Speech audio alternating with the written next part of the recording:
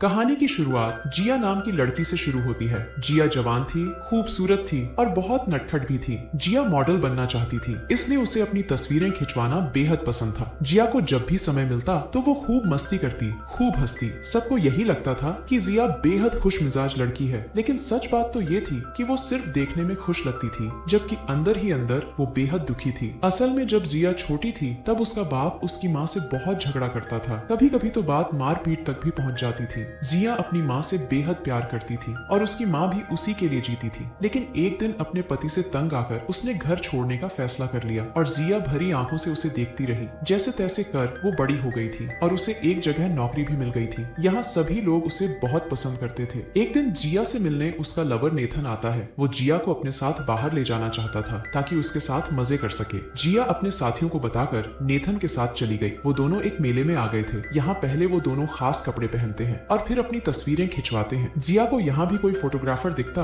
वो वहीं अपनी मॉडलिंग शुरू कर देती थी। कुछ दिनों बाद नेथन कहीं जाने की तैयारी कर रहा था, जबकि जिया उसे बताती है कि मैं फैशन मॉडल बनना चाहती हूँ। नेथन को उसकी बात अच्छी नहीं लगती, इसलिए जिया उसे मनाने लग जाती है, लेकिन वो नहीं मानता। जिया अच्छी तरह जानती थी कि नेथन को कैसे मनाना है। धीरे धीरे वो उसे अपना खूबसूरत बदन दिखाने लगी, जिसे देखकर नेथन अपने आप को रोक नहीं पाता और एक दूसरे का पानी निकालने के बाद वो मान जाता है। नेथन का साथ मिलते ही वो एक मॉडलिंग कंपनी में पहुंच गई जो लड़कियों को मॉडल बनने का मौका देती थी। रिसेप्शनिस्ट उससे पूछती है कि क्या तुमने अपॉइंटमेंट ली है। जिया के मना करने पर वो कहती है कि तुम ऐसे ही किसी से नहीं मिल सकती। ये सुनकर जिया एक चाकू से उसके टेबल पर अपना नाम कुरेदने लगती है। जिया की इस हरकत से वहां मौजूद सभी लोग डर गए और रिसेप्शनिस्ट को मजबूरन उसे कंपनी की हेड के पास भेजना ही पड़ा। जिया हेड के पास पहुंच तो गई थी, लेकिन उसकी बदमाशों जैसी शक्ल देखकर हेड कहती है कि मॉडल बनना तुम्हारे बस की बात नहीं। तुम्हारी शक्ल और हरकतें मॉडल्स वाली नहीं है, तुम्हें तो वसूली वाली होना चाहिए। जिया जानती थी कि उसका खूबसूरत बदन उसके लिए हर दरवाजा खोल सकता है, इसलिए वो हेड को अपना सुंदर बदन दिखाती है। हेड को उसका अंदाज और उसका बदन दोनों काफी अच्छे लगते हैं। वो जिया से कहती है कि पहले हम तुम्हारी कुछ तस्वीरें खींचेंगे ताकि फैशन कंपनीज को भेज सकें। अगले ही दिन जिया अपना फोटोशूट करवाने आ गई। वो स्टूडियो के बाहर नीचे बैठकर कॉफी पी रही थी, जबकि लोग उसे देखकर भिखारी समझ रहे थे। अपनी कॉफी खत्म कर वो जल्दी ही तैयार होने अंदर आ गई। यहाँ उसकी मुलाकात लीजा से होती है। लीजा को जिया का नटखट स्वभाव बेहद अच्छा लगता है, जबकि बाकी मॉडल्स जिया का मजाक उड़ा रही थी। लेकिन जिया उनकी तरफ ध्यान नहीं देती, क्योंकि जितनी खूबसूरत वो बाहर से थी उससे कहीं ज्यादा खूबसूरत उसका मन था।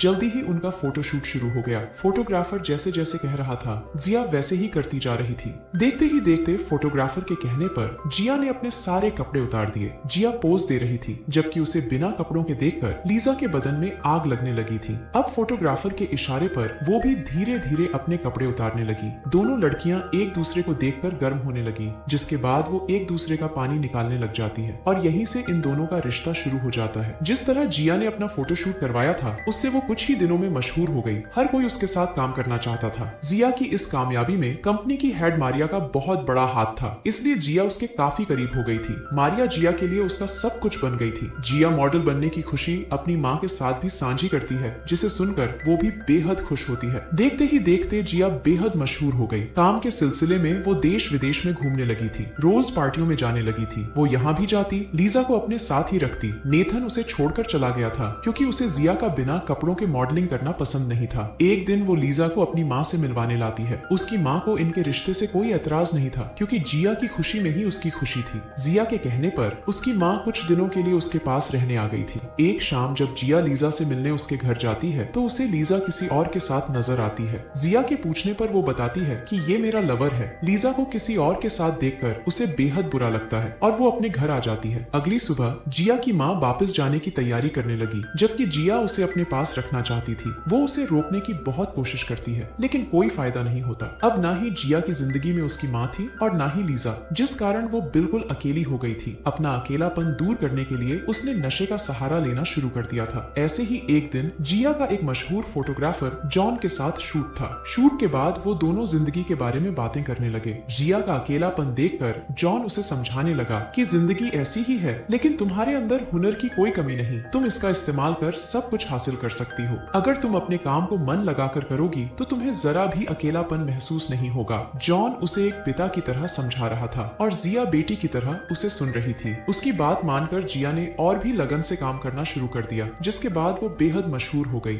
हर बड़ी कंपनी उसके साथ काम करना चाहती थी। हर हर एक मैगजीन पर सिर्फ जिया ही जिया नजर आने लगी थी। काम के साथ साथ उसका नशा भी बढ़ने लगा था। ऐसे ही एक दिन उसे पता चलता है कि मारिया की तबीयत काफी खराब है। ये सुनते ही वो उससे मिलने पहुंच गई। वो मारिया का हालचाल पूछकर उससे कहती है कि मैं कुछ समय के लिए काम छोड़ना चाहती हूँ, लेकिन मारिया उसे समझाती है कि ये समय रुकने का नहीं बल्कि पूरी दुनिया पर छा जाने का है। अगर अब तुम रुक गई तो कोई और लड़की तुम्हारी जगह ले लेगी और लोग तुम्हें भूल जाएंगे। कुछ दिनों बाद बीमार मारिया की मौत हो गई, जिससे जिया को बहुत बड़ा सदमा लगता है। मारिया के जाने से जिया ने और भी ज्यादा नशा करना शुरू कर दिया। जिया ने पैसा और नाम तो बहुत बना लिया था, लेकिन फिर भी वो अपने अकेलेपन को दूर नहीं कर पाई थी। एक शाम वो नशे के लिए एक ऐसी जगह पहुंच जाती है यहाँ उसे कभी नहीं आना चाहिए था। एक आदमी उसे नशे का इंजेक्शन लगाता है, जिसके अगले दिन जिया जख्मी हालत में लीजा के घर पहुंचती है। उसे बिल्कुल नहीं पता था कि पूरी रात वो कहाँ थी, उसके साथ क्या हुआ और वो जख्मी कैसे हुई, लेकिन लीजा उसकी हालत देखकर समझ गई थी कि जरूर किसी ने उसके साथ जबरदस्ती की है। अब लीजा और अपनी माँ के समझाने पर जिया ने लंबी छुट्टी लेकर नशा छोड़ने का फैसला कर लिया, क्योंकि उसके नशे की आदत से परेशान होकर लोगों ने उसके साथ काम करना बंद कर दिया था। ऐसे ही कुछ दिन बीत जाते हैं और अब जिया में काफी सुधार आ गया था। उसने नशे को हाथ तक नहीं लगाया था। वो बेहद खुश थी और ये बात बताने के लिए वो लीजा के पास आती है। वो लीजा से कहती है कि मैं तुम्हारे बिना नहीं रह सकती, मैं फिर से काम करना चाहती हूँ, खूब सारे पैसे कमाना चाहती हूँ ताकि हम दोनों आराम से रह सकें। लीजा भी उसकी बात से सहमत थी। इसके अगले ही दिन जिया काम की तलाश में जेम्स नाम के आदमी के पास आती है। जेम्स उसे काम देने को मान जाता है, लेकिन इससे पहले वो चाहता था कि जिया सबको बताए कि उसने नशा करना छोड़ दिया है। जिया उसकी बात मान जाती है और अपने इंटरव्यू में नशा करने के लिए सभी से माफी मांगती है। उसे काम तो मिल गया था, लेकिन काफी कोशिशों के बाद भी वो नशा नहीं छोड़ पाती,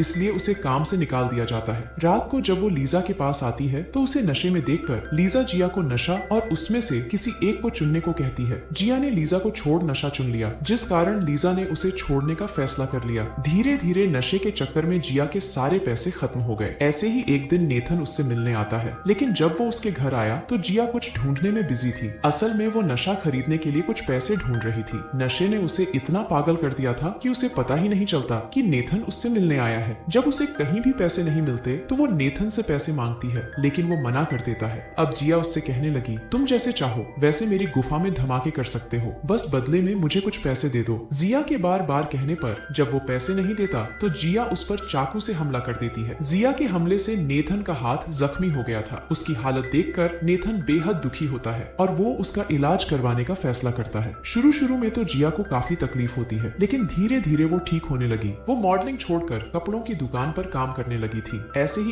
एक दिन डॉक्टर उसे बताते हैं कि वो एक भयानक बीमारी की शिकार हो चुकी है, जिसका कोई इलाज नहीं। असल में जिया को ये बीमारी नशे के इंजेक्शंस की वजह से हुई थी, क्योंकि एक ही सुई कई लोग इस्तेमाल करते थे। इस दौरान नेथन उसका अच्छे से ख्याल रखता है, क्योंकि वो उससे बेहद प्यार करता था। नेथन चाहता था कि जिया अपने आखिरी दिनों में अपनी माँ के साथ रहे, लेकिन उसकी बीमारी के कारण उसकी माँ ने उसे अपने साथ रखने से मना कर दिया। इसलिए नेथन एक होटल में उसके रहने का इंतजाम करता है। जिया जानती थी कि अब उसके पास ज्यादा समय नहीं है, इसलिए वो एक आखिरी बार लीजा से मिलने आती है। वो उससे अपनी गलतियों के लिए माफी मांगती है और साथ ही साथ उसे अपनी लिखी हुई एक किताब देती है। अब जिया एक आखिरी बार नशा करना चाहती थी, इसलिए वो नशे लेने बदमाशों के अड्डे पर पहुंच जाती है। जिया के पास पैसे नहीं थे, जिस कारण वो साले पहले उसके साथ बहुत मारपीट करते हैं और फिर बारी बारी उसके साथ जबरदस्ती करते हैं। जिया को जब होश आया तो वो अस्पताल में थी, क्योंकि साले बदमाशों ने उसके साथ बहुत बुरा सलूक किया था। आज उसका पिता भी उससे मिलने आया था। उसका पूरा परिवार उसके पास था।